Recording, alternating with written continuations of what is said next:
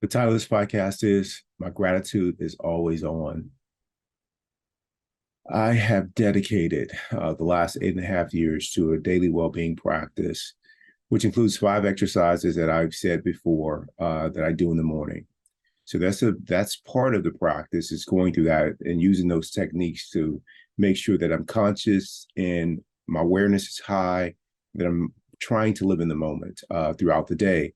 The second part of that practice, of my practice, is to apply everything that I've been doing, acceptance, gratitude, and compassion, cultivating inner peace, living with an open heart, being able to handle change or things not meeting what my mind's expectations are of the moment or of people, is applying that throughout the day every time something happens. And so, regarding the gratitude piece and the title of this podcast, My Gratitude is Always On. I often reflect on times when things were not to my liking or would have been a problem for Keith 1.0. And one of those was when I was at a very, I guess, at a bottom, you could say, but it was actually an opening. But for purposes of this example, it could have been seen as a bottom. My business was being challenged. Half the people had left, which also meant not just losing friends, but also losing revenue that was needed to pay for the business expenses. Additionally, a relationship had come to an end, a relationship of 5 years. So that was also that could have been a problem. And and I was older, than when I first started the business. So I had all those things that could have been a problem for me. But I remember being grateful for the bottom, which which I made a point of seeing as an opportunity, as an opening for me to let go of myself to really, really, once and for all, get on this journey of really, really creating a new life for myself, a new experience in which I am not, my well-being is not dependent on things that are outside of my control in the form of other people and situations that might arise. And I saw it as that, and I said to myself, every day I'm going to do a well-being practice to make this true for me. And I was at a bottom, like I said. And shortly after the first year, I began to volunteer or the next year at Mayo Clinic. And I remember being at Mayo Clinic and as a volunteer, and some of the work required being outside during the summer, helping them run programs for the military. And in being out there, I never once complained about how hot it was of 115 plus degrees during the summertime. I was aware of my colleagues, complaining about it just like I did. And that's the key, is that this is exactly what I would have done. But being out there and not earning any pay, doing whatever was needed for me, which was either folding up canvases or cleaning mannequins that we're using for some of the training, the medical training, or even, just picking up trash. It didn't matter. I was grateful for the opportunity to serve. And I was aware of this opportunity.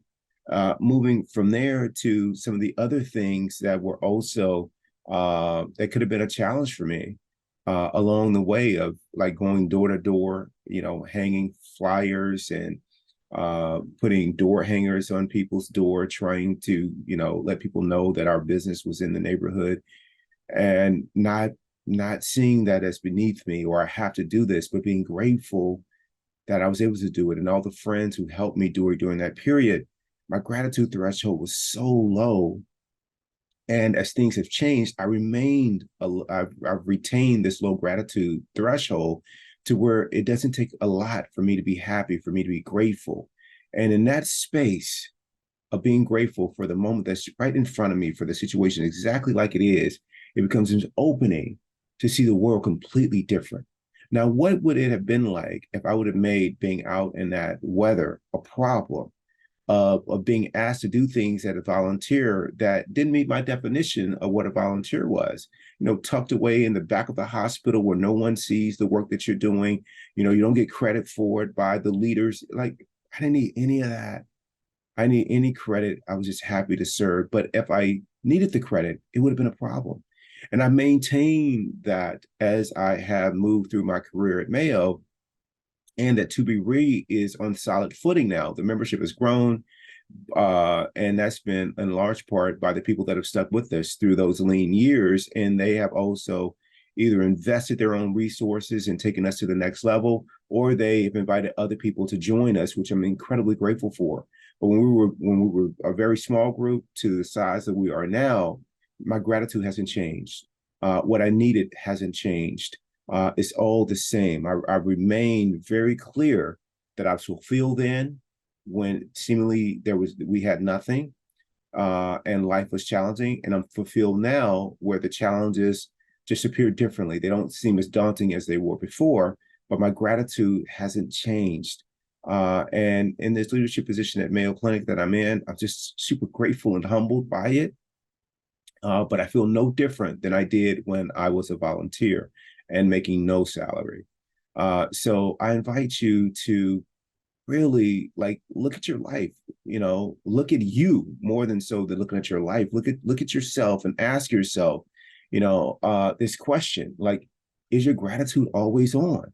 If you're bothered by situations that are around you, not meeting your expectations, your significant other not doing what they should be doing, your coworkers should be different, whatever the case may be, the world should be different, all of that should be. I mean, don't worry about the shoulds, worry about you and how can you serve the moment that's in front of you. And if you do that, you will find that your gratitude is always on. It is an amazing, amazing technique to have, because it takes nothing to look around, to take a breath, let whatever the mind is saying about that moment that doesn't serve you to pass right through you, and to see the wonder that is in front of you, the opportunity that is right there. I mean, as Michael Singer said, you could have been born anywhere on Mars, or somewhere else, but you were born on this beautiful planet Earth. You were born here to have all these amazing life experiences unfold in front of you. And don't make the mistake of making them a problem. Make a mistake. I mean, if you're going to do something, find the wonder in every one of them. And if they challenge you, good. Like, be like, okay, I'm here on life. I get to experience this on Earth. Like, not many people get that. And this experience I get, a lot of people don't get this experience. What am I going to do with it? And what I've chosen to do with it is be grateful for it, whatever form it takes on, because I know it's an opportunity for me to win and learn. The most important thing is to learn and to experience it. And it's not win or lose. And the winning part is what I mean by winning is I'm fortunate enough to have this experience. That's what the winning part is. This experience could have folded, this challenge could have come to anyone else. It came to me. That challenge of 8.5 years ago of the business being like on the ropes, almost not making it, that was given to me. And how did I serve it? Thankful to the practice. I think I served it well. Thanks for all the friends who supported me along the way and partnered with me. I think we did a good job. But we can't rest on our laurels. We have to continue this work. And every day I continue to let go more and more of my personal self so that I can be grateful for the moment and the people that are right in front of me. I hope you do the same. Make sure that your gratitude is always on.